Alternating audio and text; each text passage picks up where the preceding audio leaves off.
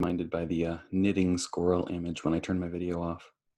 You know, that really should have given me a clue, but it's funny how that happens. Let's see, try to make sure nobody else is in the waiting room. Okay, mute. There's Becky. And I did do the record thing so that the parents and such that we're not able to make it tonight can come back and look through. Yes, apparently the TCAPS meeting tonight is riveting. Oh, really? Oh, is that Dottie? Okay, I've got a dog trying to come into the studio with me. They're not allowed in here and they know it, but they can hear me talking to people, and so she's like, what is going on? So. I don't know. Why? This one's weird. It says Kate Eldred. Kat? That's me. Hi, Kelly. Hi, how you doing, Holden? Good, you? Is that your kitchen? No, this is the living room. Oh, I'm seeing your back, so I think I see the kitchen. Ah, very cool. Ah. Ooh, I like that countertop. Thank you. And I love your festive pajamas. Bye. That's the lounge clothes. Just gonna make sure that there's not anybody stuck in the Facebook SSC page that can't get in. That's a good call. It's 7, but we can wait a couple more minutes to begin.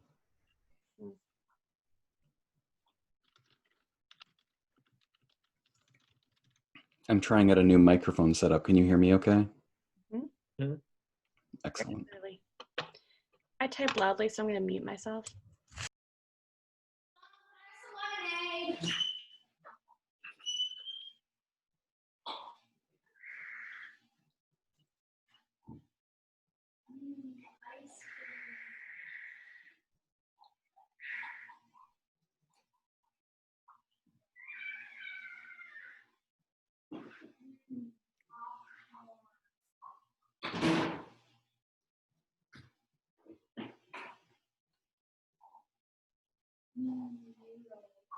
Hello, sorry about that. I had to use my my significant other's laptop. My name is Charles Hamline. I'm Jack Hamline's dad. Welcome. I was Claire for the first 5 minutes, so I totally get it. I was Liam the other day. It happens. All right, I think it's probably pretty safe to start. Got one more that just came in.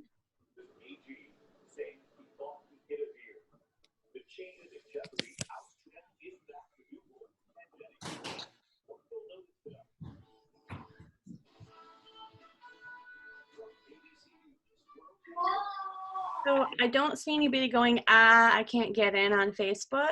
If you guys are getting any emails like that, I think we're probably as solid as we're going to be. All right. So I will go ahead and make you host, Marco, so that you can highlight yourself.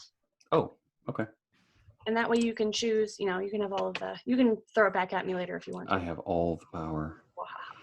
All right. Well, hello, everybody. I'm Marco Cabrera. I am co-chair of the Student Support Committee, which is kind of like our PTO, but without all the legal aspects and the extra complication. We're just a bunch of parents who are trying to help.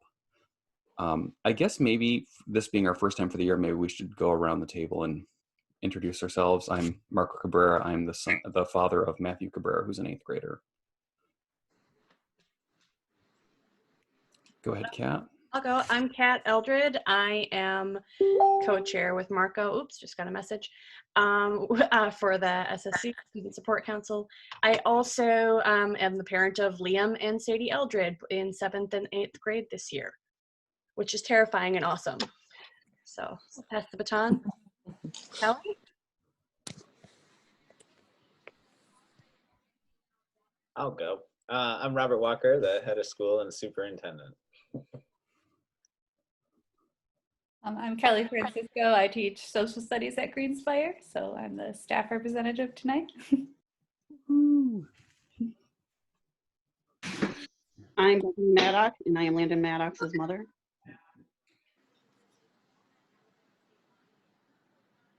Do you want me to reintroduce myself? Yeah, sure. We'll make it all official. Okay, I'm Charles Hamline. I'm Jack Hamline's dad. He's in the 7th grade. I'm also a high school science teacher downstate at Plymouth Canton Community Schools. Excellent. I'm going to assume that we have Carla, who's not present right now, and we have iPhone. Do we know who iPhone is? Taco, leave it. Taco, leave it. Let's see. For the moment, I'm going to mute Carla. All right. I'm going to roll with iPhone not being able to respond at this moment.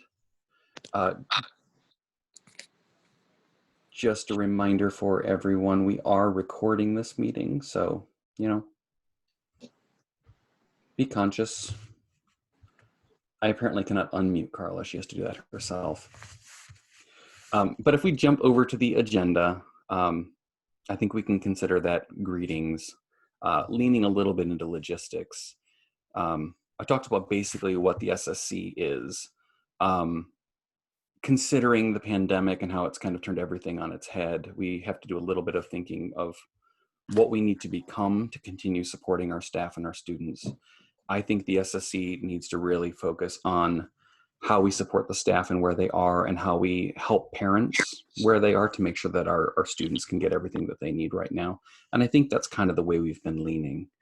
Kat, is there anything that you would like to add to that? I think that pretty much covers it. I mean, we're just doing what we can. Yeah. For anyone on the call, we kind of call it members if you would like to join. Really what ends up happening is, if you're interested and able to help, I put your name on a list of emails, and when we need assistance, making sure you get information about these calls, I will reach out to you directly, Kat, or I will. That list goes really no farther than Kat and I. We have a Google Drive area that the admins of the school do have access to as well, but we won't spam you for anything.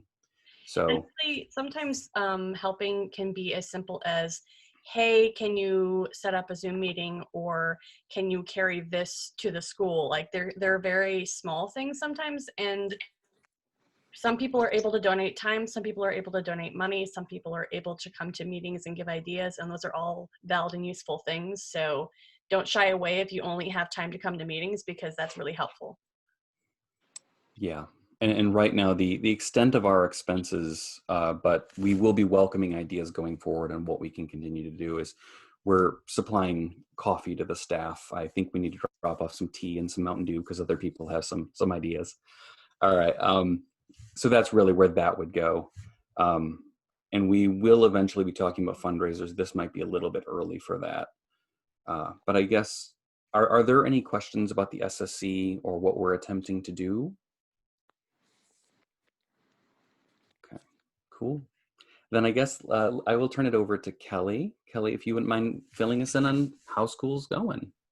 Yeah, I think we've had a great start to the school year. It was just so awesome to see them back in person, in mask, and check back in with students we hadn't seen since March and meet the new ones. So I think our start of the year was very positive.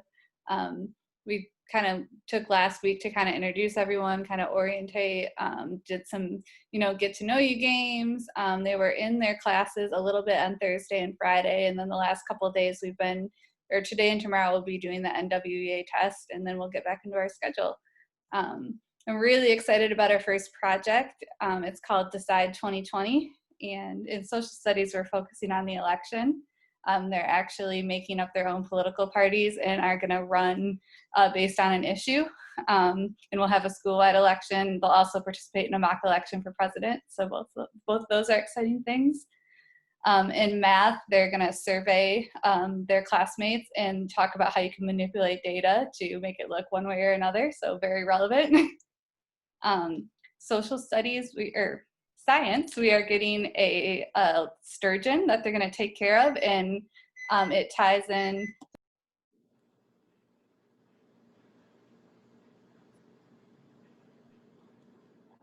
I have to say that was very dramatic there. Yeah, they're going to get sturgeon. Just a second.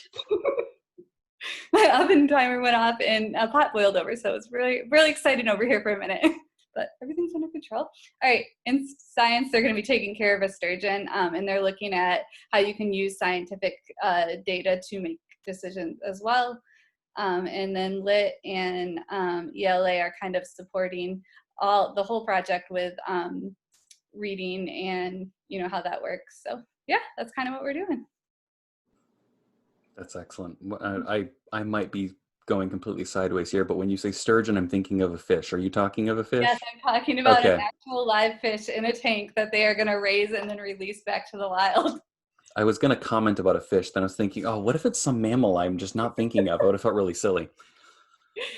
I'm super curious how big it is now. It hasn't come yet, so I don't know, but I think they start quite small from what I've heard from Chris. That is wild. This will be my time to learn a lot about sturgeon too, because I have to say I don't know much. Excellent. We do usually pad a little bit of time so that we can ask teachers somewhat relevant questions of what's going on if anyone has any questions. I am curious how the day schedule is going and how logistics of brain break, kids snacks, because I know that they end up eating them, wanting them, all of that. And the transitioning between classes and things, how that's going. I'm just really curious because we've only been hearing one side. Hopefully a good side.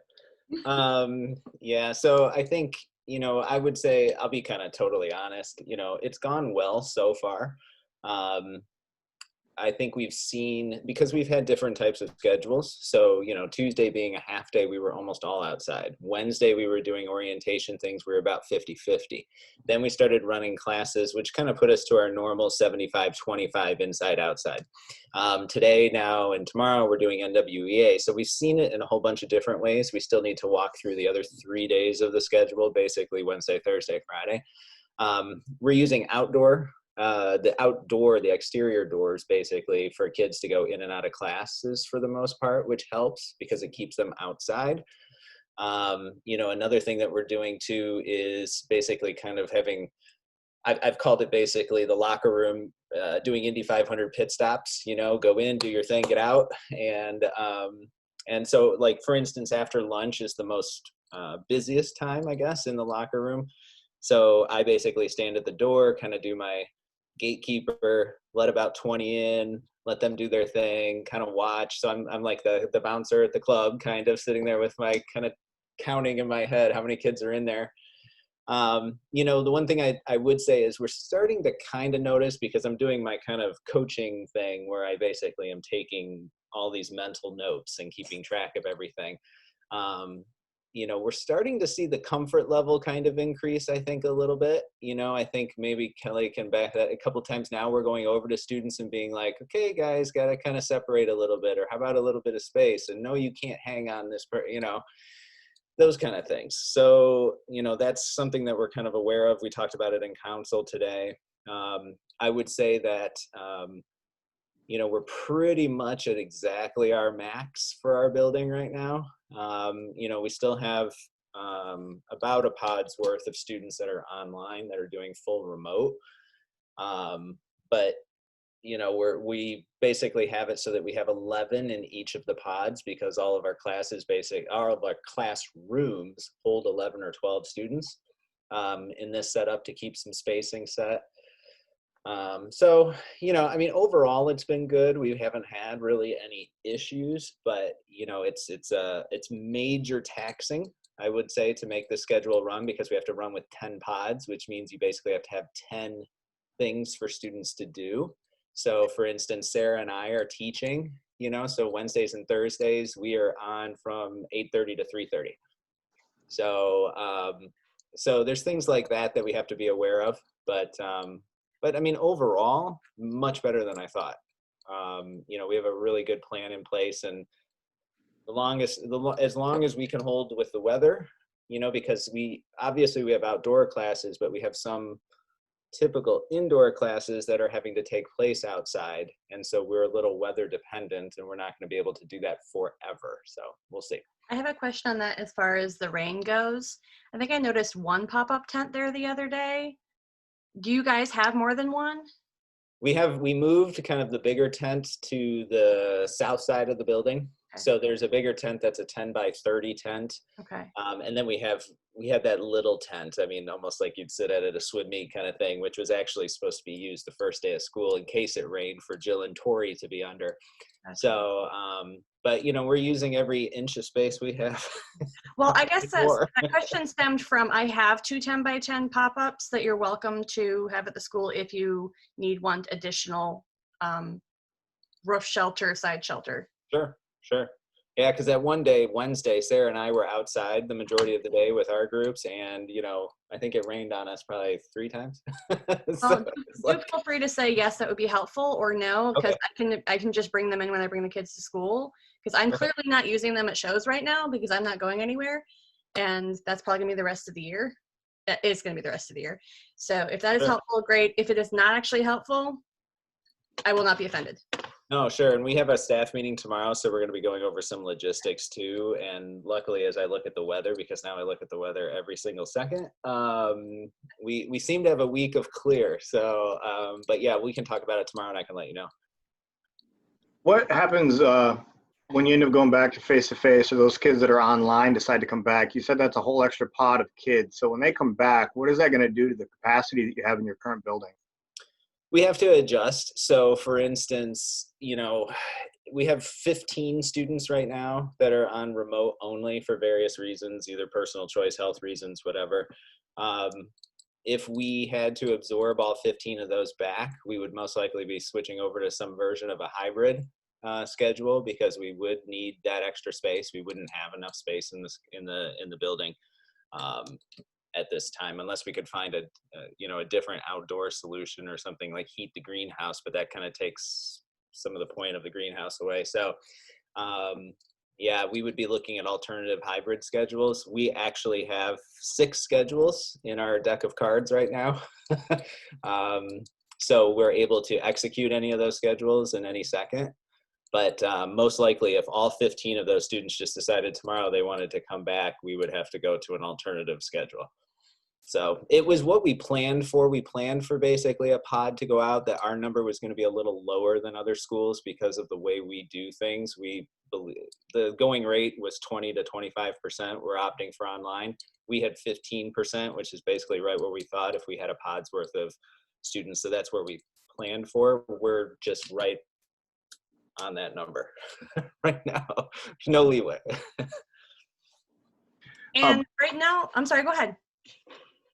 I was just curious, Kelly, like how much one-on-one time are you getting with your students? Like how many minutes would you say you give to each kid? You know, with the small class size, they're getting, I'd say, more attention, you know, with 12 students, you know, as opposed to 22. I don't know if I could put an exact number on it, but, you know, constantly circulating in our 40-minute block, I see everyone multiple times. So that part's been, you know, nice.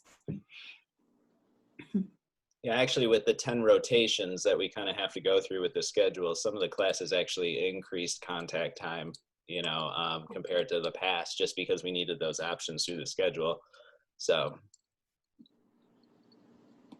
I guess my curiosity was, right now, the online, the virtual versus in person, that is for the quarter that you've made the decision, correct, as a parent? Yep. And then that gets revisited again when?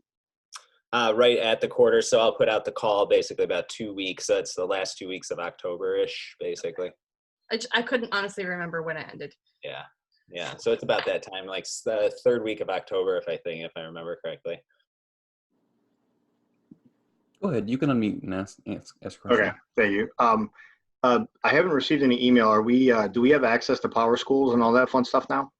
You will shortly. Power School, and Kelly could probably talk about this too. So with the new legislation that came down right at the end of August, Power School has been doing 8 million back end things. So right when the back end setup is done from Power School, then we can release out the Power School things. Otherwise, we were kind of either running the risk that you'd be able to log in and see nothing, you'd be logging in and seeing the incorrect thing, or you'd be logging in and having to then do a new login later. So Kelly is actually attending a training with that in the next in the next 10 days or so. So, but yeah, you'll have access to that. And plus, we haven't really had too many assignments out right now, but yes, Emily is working on that. So, along with everybody else. So, it's crazy. If you can log into Google Classroom with your child, all our grades will be posted on there this year to kind of, all their assignments are on there. So we thought it would be good to streamline it and also put their grades on there. So you can do that right now if you would like. They should all be enrolled in Google Classroom. And like Robert said, there's not many grades yet, but if you just kind of want to see what that looks like, I would encourage you to do that.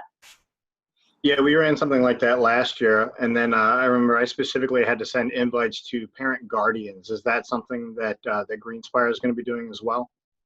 We can do that. We're asking parents to request. We'd really prefer that you just log in with your student's code though, because you see more.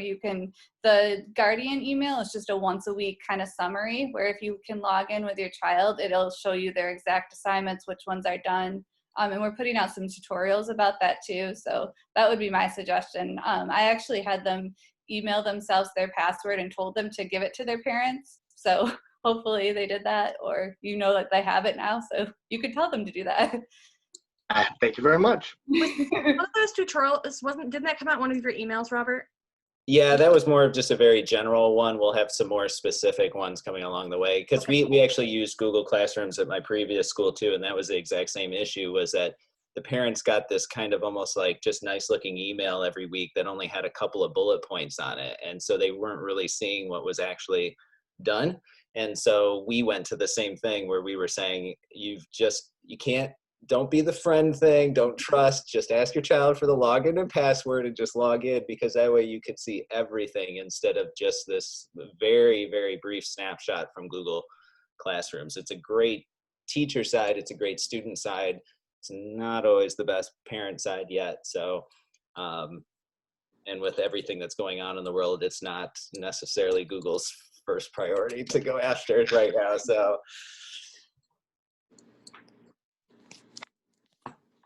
Go ahead, Carla. I'm just wondering how we can help the teachers. I know coffee, but what else can we do as you guys have such a bigger load yourselves? What are some ways that could just help the day, just get some bright spots in your day? What can we do? I would love to bring that question to our teachers. Maybe it could even be a point at our staff meeting tomorrow. We're still new in the year, that nothing really pops into my head yet, but we love support. And we do love the coffee a lot. It's real important this year. So I'll even make a note to, start a Google Doc on that, and maybe we could share out at the next meeting. Perfect. And I will sign up for Coffee Wednesday when I bring Holden. And my mom made these lemon crinkle cookies that are insanely good with coffee. So I'll see if I can add that to the list. Thank you.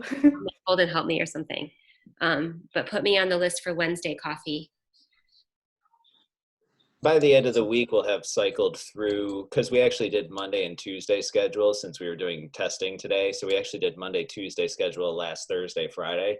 So by the end of this week, we'll have gone through the schedule. So for instance, I'll have experienced my Wednesday and Thursday, but by the end of the week too. So we'll know more after this week and kind of see through, because each day looks different. That's the thing. So, we've seen different days kind of have different results too. So, but so far so good. It's just we're running that ragged edge, just kind of like right on the line.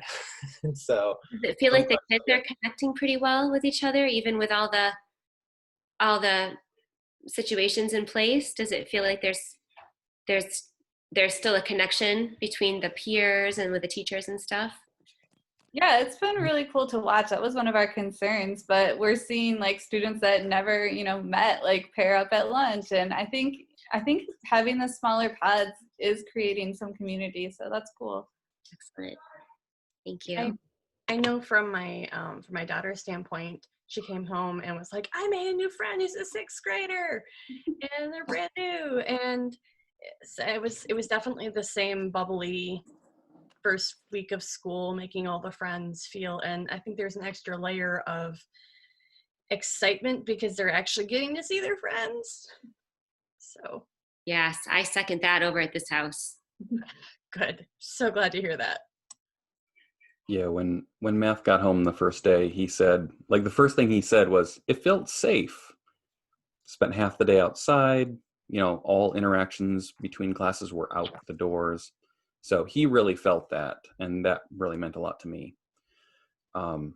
When Carla's question comes up at the staff meeting, I'd like to just add some clarity that I would be really happy to hear, even if I would love someone to take the time to get some resources together for parents to have on topic X. If that is something that's helpful, we can locate that. We can put that up on the SSC website. So,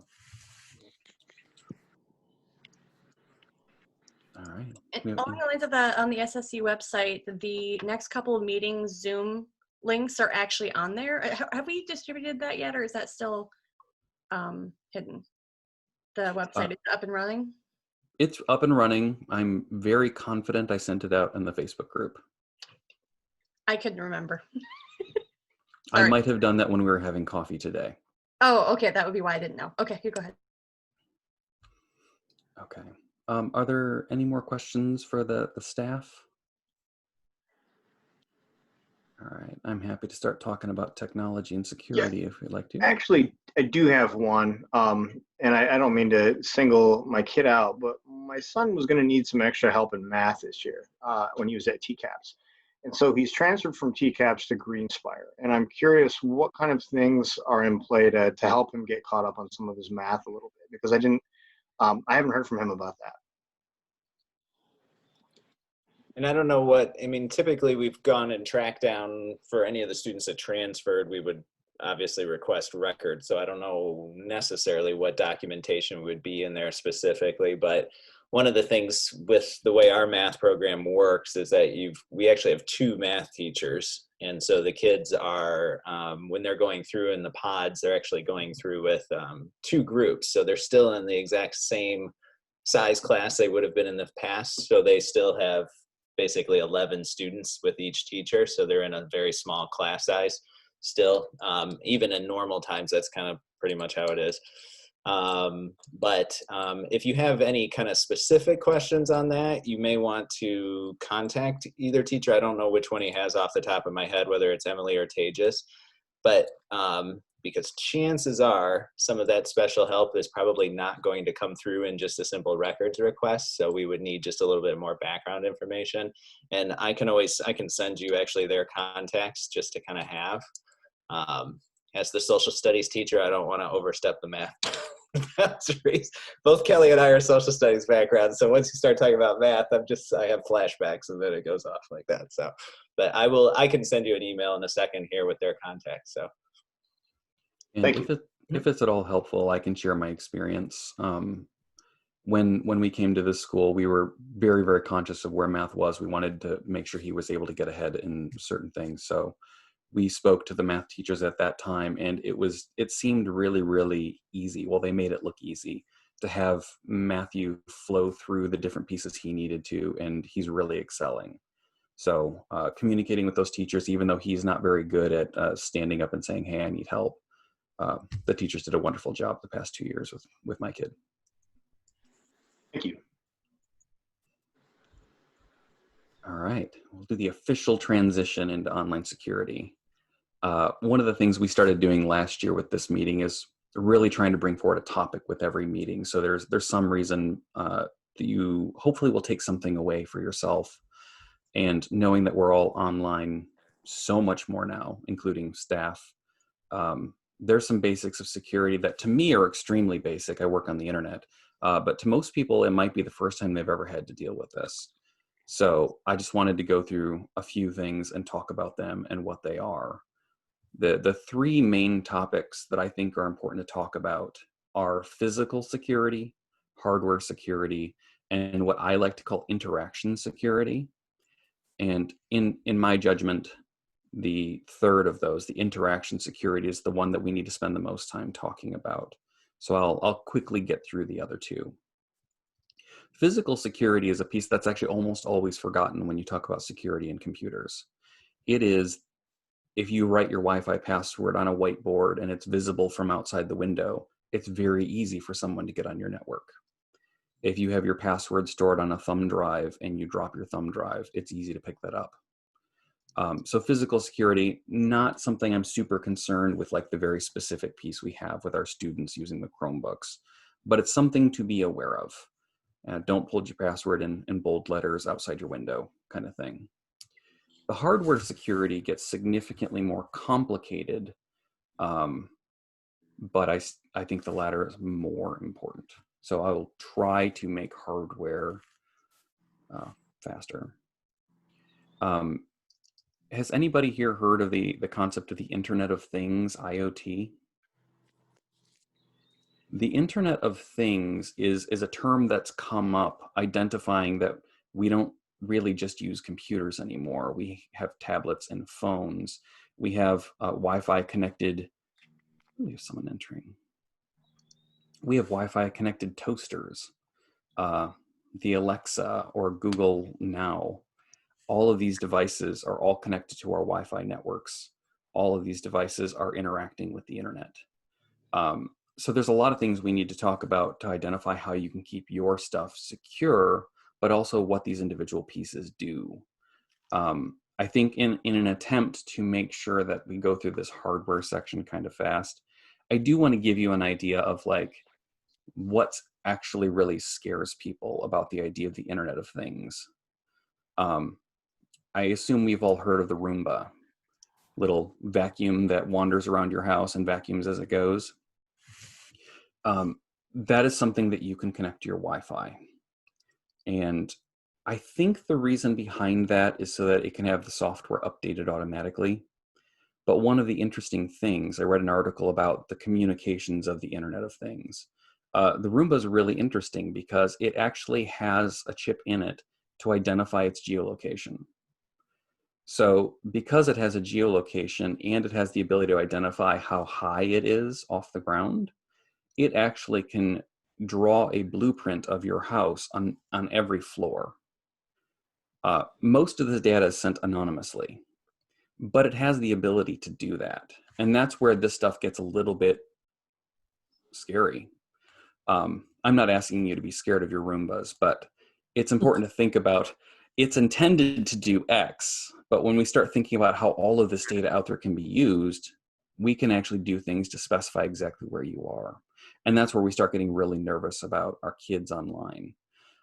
Every time you take a photo with your cell phone, if you do not turn off the options by default, it's going to actually identify the latitude and longitude that photo was taken.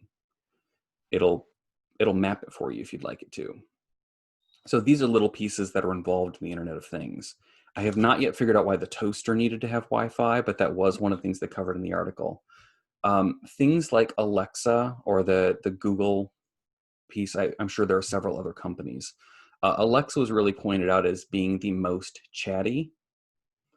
And how this actually works, if you have Alexa, it is actually programmed, and Siri does this too, it's programmed to listen to voice that's happening around it. Have you ever noticed when you use the word Sirius, your phone, wakes up and asks you questions? Mine actually does it irritatingly often. It's because the device is listening all the time. And where that actually is utilized in a way that feels like an invasion of privacy is words that you use actually can trigger searches based on your IP address. Your IP address is like your digital phone number, essentially. And what happens is that it's not sent with any association. The people who receive this data have no idea where it's coming from. But it allows ads to be targeted specifically to you. Some of us have had this really creepy thing where you're talking to a friend about, oh, I really need to buy this drum. I'm making something up. And then all of a sudden your ads start getting customized, showing you the different drums that you can buy in your local area. It actually can happen with these devices like Siri and Alexa. That is all encompassed under the umbrella of Internet of Things. But the things that I would like you to know about that you can do to help monitor the safety hardware-wise is most people now have Wi-Fi. It's not always wired internet now. Our Wi-Fi can have something on it called a firewall. I actually have several links on the website of resources for you. The firewall can allow you to block certain content at certain places. We actually have a device plugged into our router called Disney Circle that was the only one I knew of at the time. I have like 5 or 6 listed that you can look at. If you have the interest and the ability to do so, I strongly recommend something like that. It is a device attached to your router. Your router is where your internet comes into the house from outside and is broadcast through your house. You can plug something into your router, and what it does is it actually monitors every device connected to your network. If a new device pops on, you get alerted on your cell phone. I can identify these 3 devices are the ones that my kid might use, and I can set teen settings, child settings.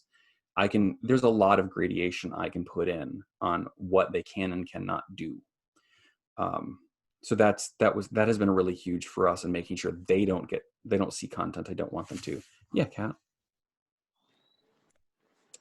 Am I remembering correctly that there's a piece of that you can also actually shut off the internet on that device on there so that you can have times when they can and cannot be online? Correct. We can set off times, and I'm sure all of these devices do this. I'm not trying to advertise for the one I have, but you can say they don't have access to the internet from 6 to 8 at night. You can say they have a limitation of 1 hour of YouTube. It gives you a lot of control without you ever having to be the bad guy for shutting down the computer, turning off the internet. That was actually the big reason that we went with that. But that's important. Other things that you can do on your network that are very important is every computer you have, you should have some type of antivirus, something running on it to make sure that it is checking to make sure it's there. There are free antiviruses available for Mac and PC. Avast and AVG are 2 that come to mind right away. You can get free for any device that you have. I'm trying to think if there's anything else I really need to touch on for hardware. Are there any questions on hardware stuff before I move forward? It can be everything, but it can also be like, that was way more than I ever needed to know. And it's okay to wave your hand if you're done, that's okay. All right, so interaction security. This is actually the thing I think we need to discuss the most. And this is talking about how our kids interact online with other people. This could be through a chat log in Minecraft or Roblox. This could be through a Zoom call on school. This could be, actually, I hear a lot of kids are going out and they're on Discord, they're reading Reddit articles. There's a lot of places they can go and interact with other people online. And to me, this is the biggest piece we need to pay attention to make sure that we have access to things. This school year, kids were offered a Chromebook if they don't have access to that type of thing at home for school stuff. Actually, Robert, I have a question for you. You might not have this answer, but it's worth asking out loud. Is there some type of security that's set up on these devices to make sure that you can only do X, Y, and Z? Yeah, it's we actually get them from the ISD, so they program everything with already all the filters and everything like that, and actually, so not only do the devices have it, but our internet itself has it as well. So Brilliant. Yeah, because I notice it when I try to just get a YouTube video or a picture from my emails, it blocks it sometimes. So Excellent. Yep. Actually, that device too. So we know it's working. Yep. That is, you brought up something that's, I think, really important there that I meant to talk about in hardware. I had mentioned these devices you can purchase and add to your home network. Almost every device you have has some software already built into it that gives you some sort of access on a device-to-device basis. Like all Apple devices have the app called Screen Time. All Kindle tablets have some really granular, you can access what when. So there is a free way that you can still accomplish that. Anyway, I needed to say that part. But going back to that interaction, we have hardware things in place. So what we need to do is we need to actually communicate with our children, which means we have to have a little education ourselves on what we need to think about on the internet. There is an etiquette. I think I had a Zoom meeting a couple months ago where I actually spent a lot of time talking about mute yourself when you're not talking. There's a lot of reasons for that. One of them is, yes, it's really hard when the dog is barking in the background and everyone else is trying to talk. But the other thing is, people hear things that are going on in your house. the private rooms of your house are almost never actually private anymore. You're having a conversation about finances and your kid is listening to something on Discord. His friends are learning a lot about your finances. So we need to start teaching our kids the etiquette of muting the mic when they're not speaking to make sure that things like that don't get overheard. I know a lot of us might be like, I don't actually care if everybody learns that I'm poor. Like, that's totally fine. The challenges that will come forward with that. And I actually have to say, I didn't realize the depth of this until I was researching to give, tangible articles for everybody. The cyberbullying that can come from someone seeing what your house looks like, how you bring yourself to the world from your home, the things you say, the way the people around you interact. These are actually all very large concerns for how people can approach you with the information they have. I have to say, as a Greenspire advocate, my kid hasn't experienced much of that, but it happens everywhere. And it's really important to know that no one can get past it and out of it. That is one of the biggest pieces, those incidental things that actually affect the interaction. How you identifying subtle bullying, this might be important for staff to know too. When you start seeing not necessarily aggressive conversation, but when someone is consistently over-speaking someone else, it might be just, I've got ADHD and, I can't not say what's on my brain, but it also might be a subtle pattern of slowly eradicating the value of that person's commentary. It's rarely a decisive long-term thing, but it happens. And interactions individually with the staff on these calls, no pressure, guys, but that interaction, it is sometimes the only interaction our students are having outside of their adults at home. So on top of everything else you guys get to be, is you get to be the sole outside voice.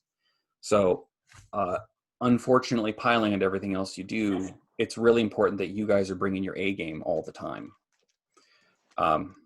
And we're the SSC, we're going to support you however we can. But those interactions are the only interactions kids are getting outside of the home. So that's all very, very important. Some of the other pieces of those interactions, I'm going to kind of step into internet outside of Zoom calls. I was reading an article yesterday about Roblox, which is a large online gaming platform. I'm sure all of you know about it. And the average age, they're not really clear on this, but their average ages are between 10 and 18. And it's almost half of America's kids are on Roblox. This is very, very interesting because they have some pretty fantastic technology, monitoring chats, making sure you can't type in phone numbers. I've tried to give someone communication information so they could reach out to me, and it was actually extremely difficult. However, there is a large group of students, potentially adults mimicking students, that are actually creating these Roblox worlds and publishing them. And while the filters on Roblox won't let them come up in searches, if a link can get out on a Reddit thread, or if it can get into a Discord server, hey, if you want to check this out, go click on my link. You can actually be getting into places where a lot of those things have been stripped away. Things like the swear word protection, the phone number filtering, explicit content filtering. Those things can be gotten around. I've seen similar things in Minecraft, but Roblox is, I think, an easier place for that to occur because part of downloading Roblox is downloading the game creator. And I know a lot about that because I also teach programming for the Roblox editor. So a game can be created that is outside of the requirements that Roblox has to get into its feed. And if your child is communicating with people, they can get access to it. So this is a huge dilemma with a lot of the internet. And I'm not trying to scare you away or say, never let your kids online. I actually think it's really important that your kids learn about this because this is the life they have. The answer here is to communicate. Not just communicate, but make sure that we as parents, we need to bring our A game when we're talking to our kids about the internet, because they will stumble across things unintentionally, not even aware of what that link did. but I have found it's essential that your child feels safe coming to you and talking about it. I really don't need to come up with examples. I'm sure you've stumbled across them yourself. But if your child is able to come to you and communicate, they understand that this is not something we're actually, whether it's a family values thing or we're just not ready for this and it's okay.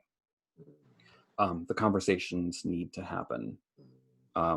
I think it's important to talk about how students almost seem easy to trick into sharing information. I think it's been desensitized a bit, the importance of how private your information should be, your phone number, your address, email addresses. Someone's nice to you online for a while, and then sure, I'll give them my contact information. That's where we start getting things that are really dangerous, and where the Internet of Things can become even scarier. I don't think I need to kick that horse anymore, but I can if you need. This is a really big topic, and I can't touch everything by rambling. Do you guys have any questions, anything that you have had concerns with or questions about in regards to that interaction?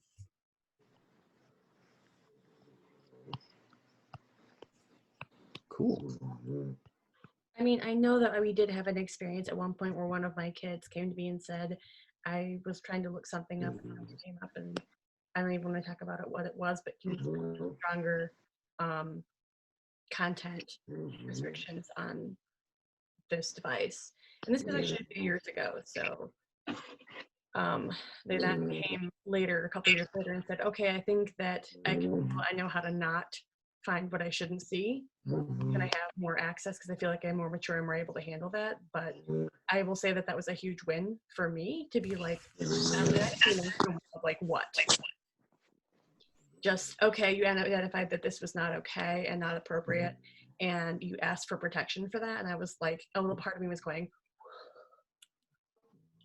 but also realizing it also was a big wake-up call for how easy that is for them to stumble into that. So, Yeah. I mean, and I find myself becoming a little bit less aware sometimes, almost like I become complacent, and then I get a little wake up and I'm like, oh, right, gotta be more careful than that. So I guess even just ideas on how to remain aware instead of kind of getting comfortable, over comfortable, if that makes sense, with the internet and access. Yeah, and I think that you really led my brain down a path I wanted to cover there, and it's the things you stumble upon. There are things that you can't unsee. And honestly, the times that I have stumbled across those things, it's not been from I mistyped something and fat fingered it and I got somewhere different, which I've had plenty of those. But the things that have actually been most disturbing to me is a friend calls me over and say, hey, check this out. I mean, the statistics show that 11 to 13 is the first time our kids are exposed to pornography. Whether or not that is the disturbing thing that they find, it is quite frequently someone else who doesn't have those restrictions who's like, hey, come check this out.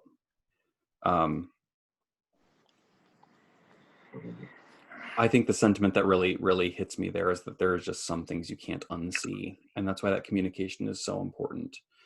I actually had, oh, go ahead, I'm sorry. And I would say this too. So last year, I think I spent, I would say probably the majority of any discipline issues I had last year at my previous school was due to technology issues and either cyberbullying, looking at things you weren't able to see. And then what ended up happening was that, and we had all the filters and all the stuff happening. Everything was on their Chromebooks. Everything was on our internet. But the thing is every single one of those kids whose parents said, what are you doing to protect my child, handed them an iPhone, which had unlimited data. And they were doing it because I was getting screenshots of stuff. And I'm like, that's a phone screenshot. That's not a Chromebook screenshot. you know? And so again, it's like, you know, one of those situations, it's not us, it's you. And I mean, it really was. And, you know, we can't block your phones. And yes, you're not allowed to have your phones and things like that in school, but you're still going to have access to them. And you're going to have access to them outside of 8:30 to 3:30 anyway. And chances are it's not going to happen during that time. It's going to happen at night and things like that too. So, yeah, that's just something that, because it's always kind of the first person to say, like, how do you protect? And then you've handed that tool to them that they can access anywhere, anytime, and get anything they want. That's, you know, especially on a phone or a mobile device, almost unlimited, because it's hard to put any filters or blocks on those. Yeah, thank you. Oh, Kat, did you have something? I'm actually curious, Marco, what recommendations you would have for security or blocks on more mobile devices if they're being used at home and kids are doing research on not their school Chromebooks. I think the broad and unhelpful answer is having those conversations. But what I do with my kids is I help educate them. I sit down and I show, hey, I can see everything you've ever searched for by looking at your browser history. I actually log in and I play games on Roblox and Minecraft with my kids and their friends to make sure that there's a presence, like not just that they're where I'm with them, but the other people are seeing that dad's involved. In going through that browser history, it's not a snooping thing. It is, hey, I can see all of this stuff is happening. One, if something comes up, please come talk to me. So I don't want this to be a surprise later, but here's the places this can go sideways. It allows us opportunities to communicate about things. Be very conscious of where your kids are when they have access to the internet. Did I hear a question there? All right, no, I made that up. That's okay. So it's the conversation. Math, let's sit down. I want to talk to you. Let's check out some of the sites you've been looking at. Most of the time where that goes, it's like I said, it's not snooping. We end up getting to really deep conversations on what about this new game he's uber excited about, and like where he's gotten all these images that he's been looking for and posting on his Discord server with his friends. So it ends up being actually a great point to just bond if you can stomach hearing about the internet games for 17 hours a day. But it gives you the opportunity to start those discussions and see where things can go.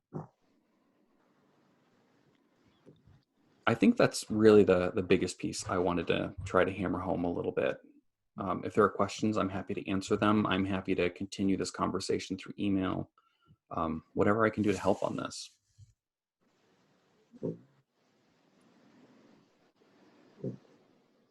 All right, if there are no questions.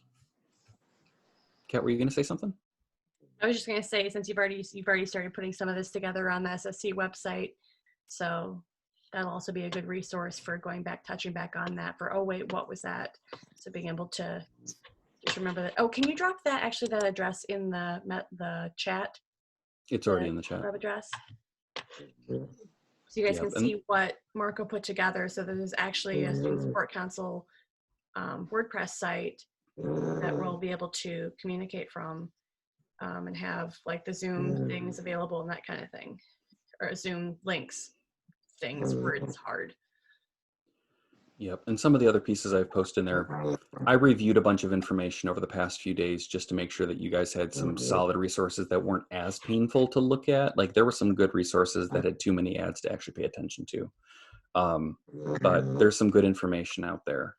It's really about understanding enough to communicate, as well as understanding where you're not concerned.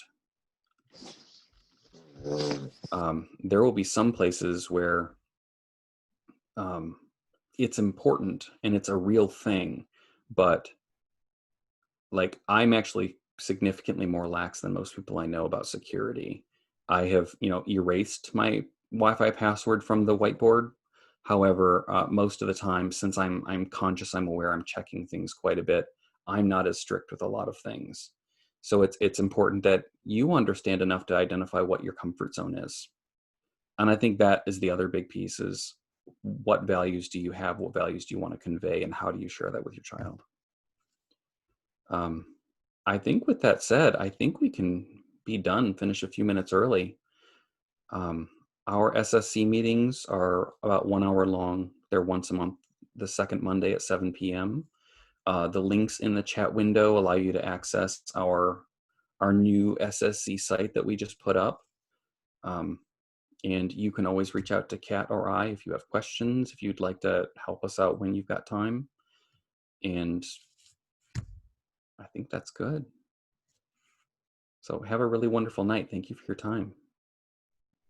Thank you very much. Our next SSC meeting is, I believe, the 12th of October. So just so that's out there. It is on the website, it is on all the things, but just so you know. And But the topic will be pushed out at some point before that meeting. once we have a topic. All right. Have a good one.